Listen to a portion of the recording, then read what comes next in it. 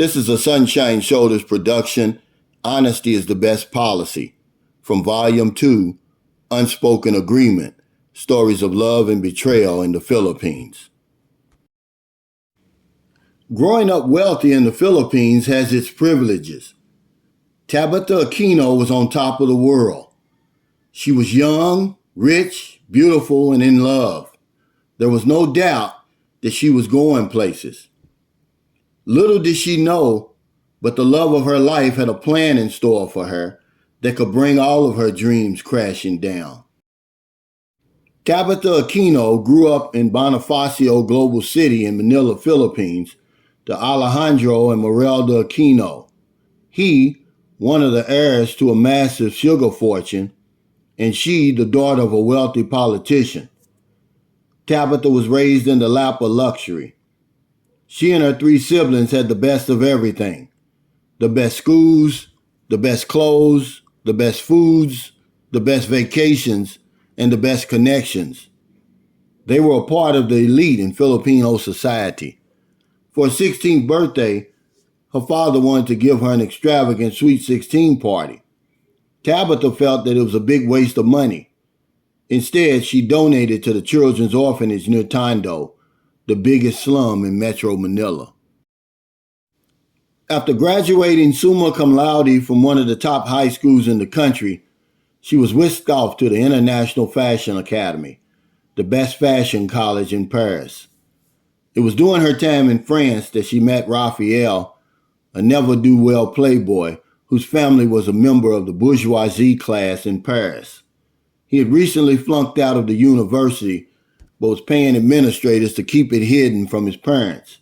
He spent most of his time hanging out in the Latin Quarter or in one of the many places around the city frequented by the college crowd. He met Tabitha doing happy hour at Bar Soto. It was a day that she would soon regret.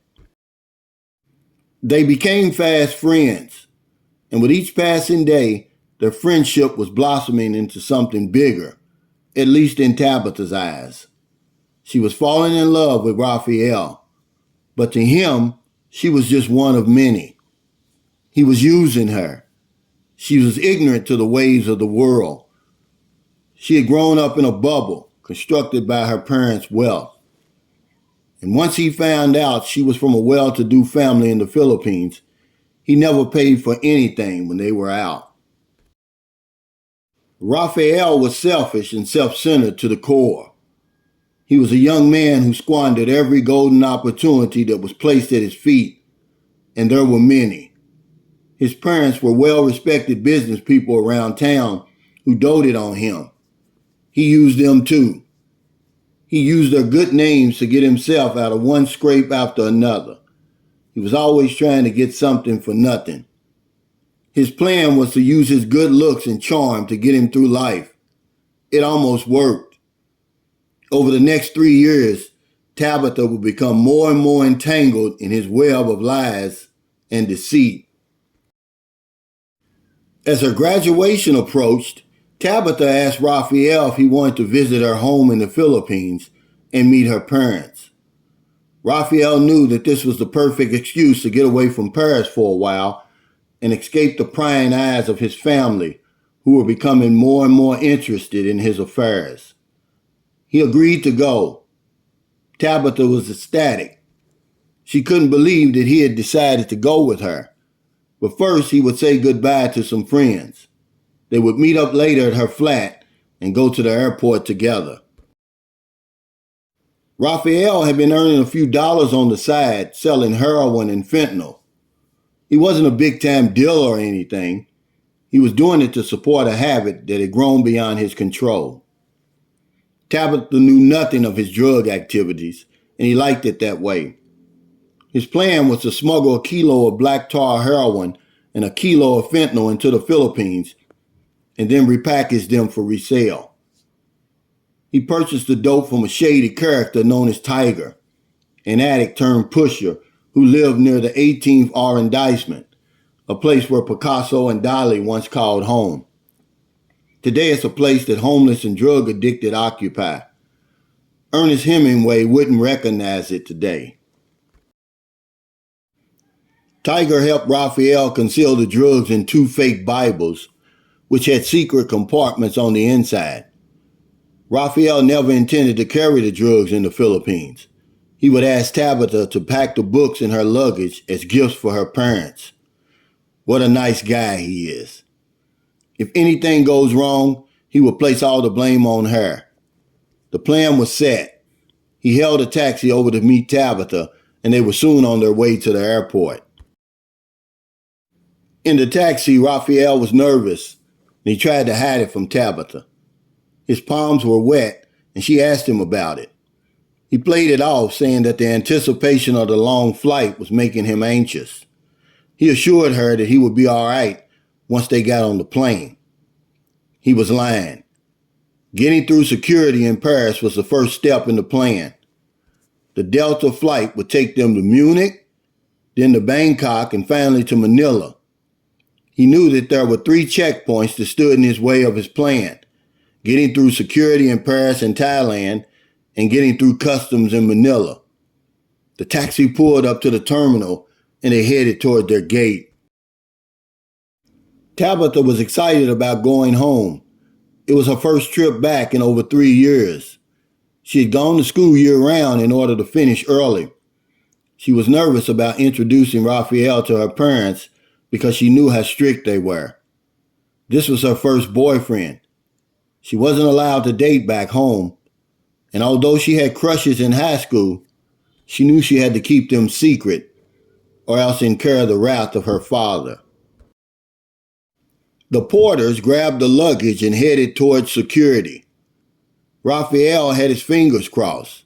This was it. Either the plan would proceed or it would be stopped in its tracks. The first suitcase went through, and then the second. Next was the luggage with the Bibles inside. Beep, beep, beep, the detector sounded. The security officer behind the computer stopped the belt and looked at the case. After what seemed like an eternity, he told Tabitha that no liquid containers over 3.4 ounces could be carried on the plane. She would have to remove them and throw them away. Raphael knew that he had dodged a bullet. The plan was succeeding. So far, so good. When they had cleared security, he was so shaken that he immediately went to the bar and had a few drinks to calm down. 2 more checkpoints and he would be home free, or so he thought. The plane landed in Munich. The first leg of the trip was complete and uneventful. Raphael was aware that during the 1-hour layover, they would not have to deplane. There would be no security check. The flight to Bangkok worried him. Tiger assured him that security there would be no problem. The drugs in the Bibles were undetectable. No one had ever been caught using them for smuggling.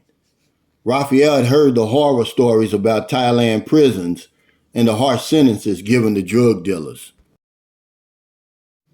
He slept very little on the 10-hour flight. As the flight crew prepared the plane for landing, Tabitha was going over in her mind how happy she would be to see her parents again. This was the longest that they'd ever been apart. In a few short hours, she would be home. What she missed most was her mother's cooking. Despite having a full staff at home, Morelda cooked all of her family's meals, and the chicken adobo was Tabitha's favorite.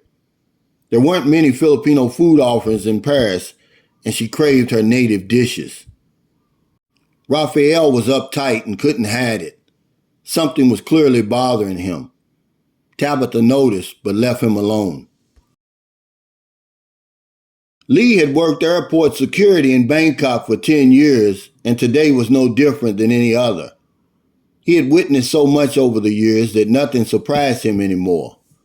But the phone call that he received just before his shift ended surprised him. The caller ID indicated that the call was an international one.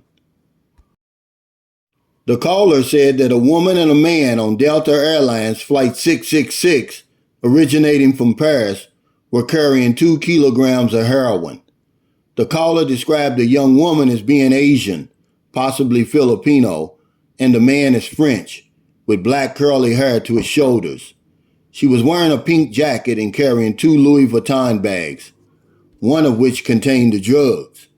He was wearing a Manchester United soccer shirt with a missing logo. The drugs were concealed inside 2 Bibles inside of the woman's carry-on bags. Before Lee could ask any more questions, the phone went dead.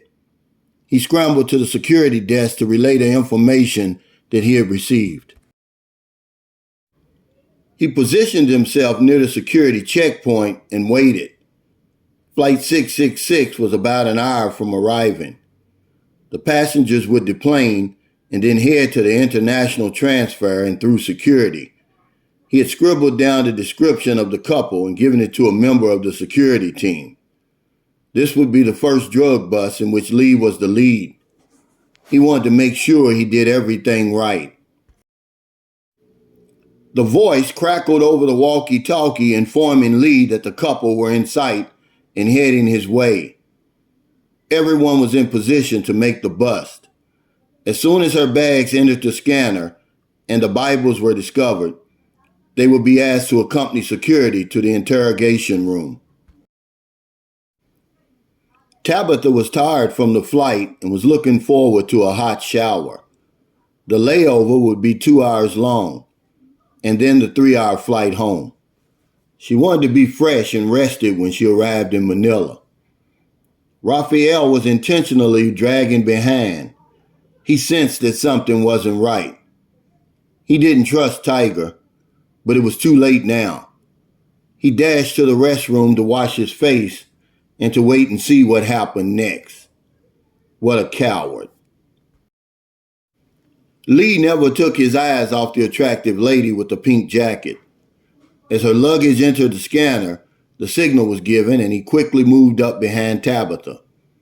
He told her not to panic and to step over to the side. He asked for her permission to check her luggage. She readily agreed.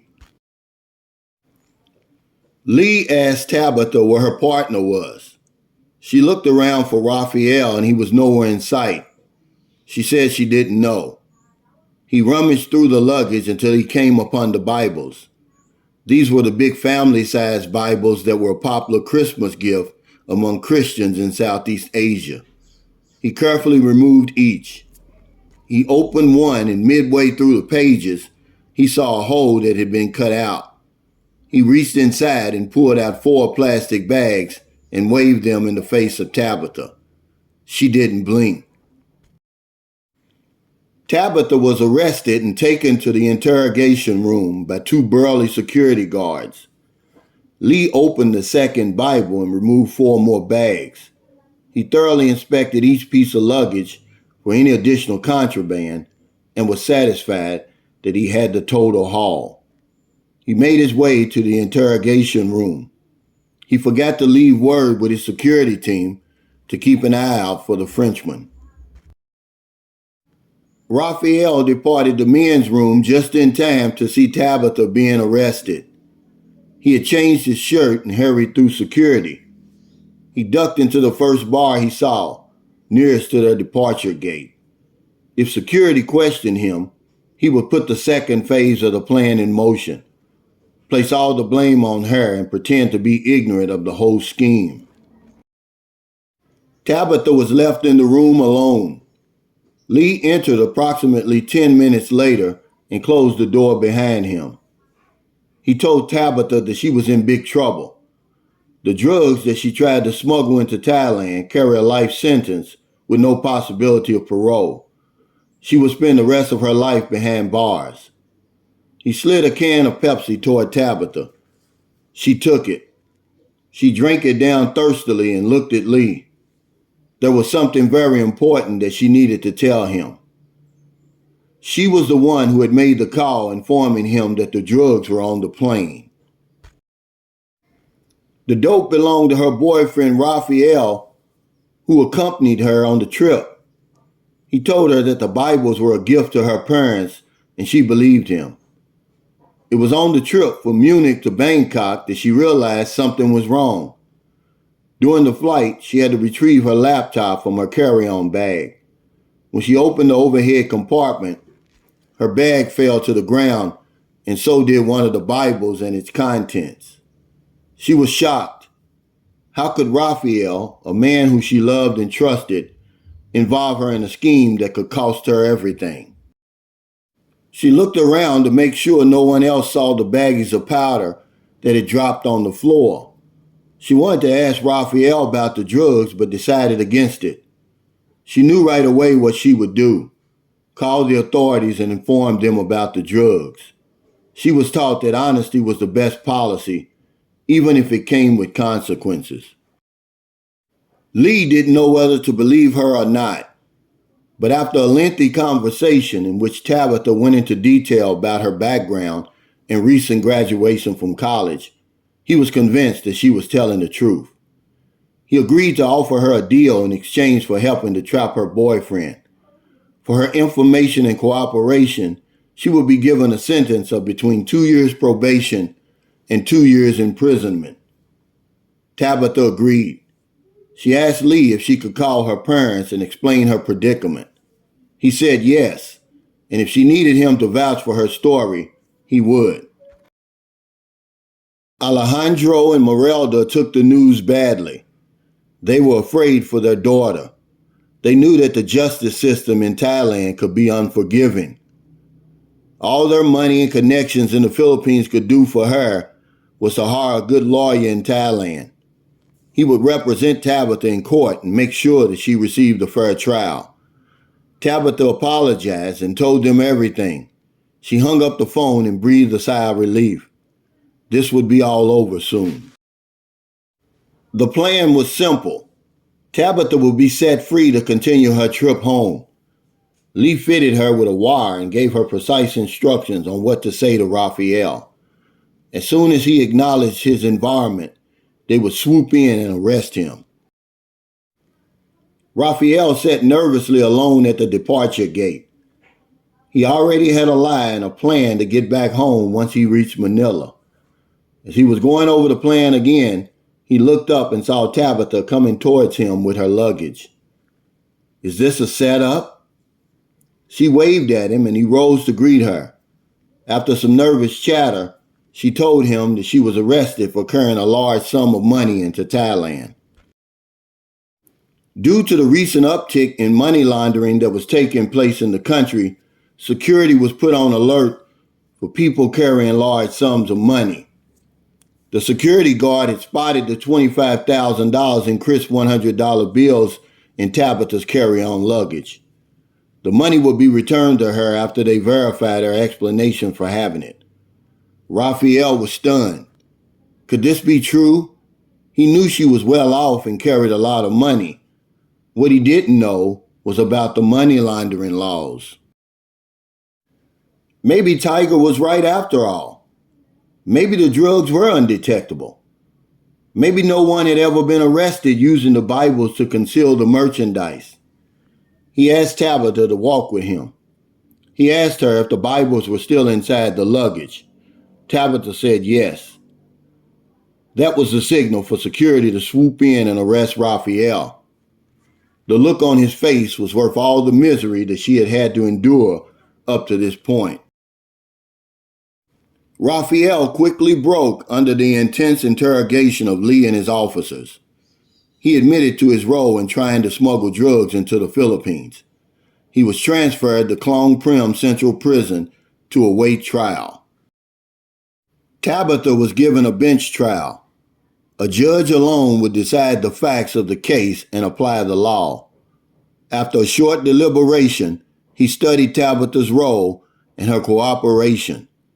He sentenced her to 2 years probation and immediately released from custody into the waiting arms of her parents. She was blacklisted and forbade to visit Thailand for 5 years as part of the deal.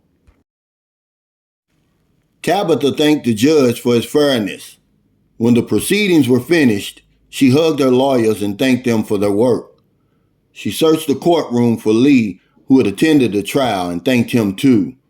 She was happy to close this chapter in her life and to begin a new chapter of helping others once she returned home. Raphael pled guilty to possession of heroin with the intent to distribute and was given a 40-year prison sentence. He will be eligible for parole in the year 2043. This was a Sunshine Shoulders production. Honesty is the best policy. From Volume 2, Unspoken Agreement, Stories of Love and Betrayal in the Philippines. Thanks for listening.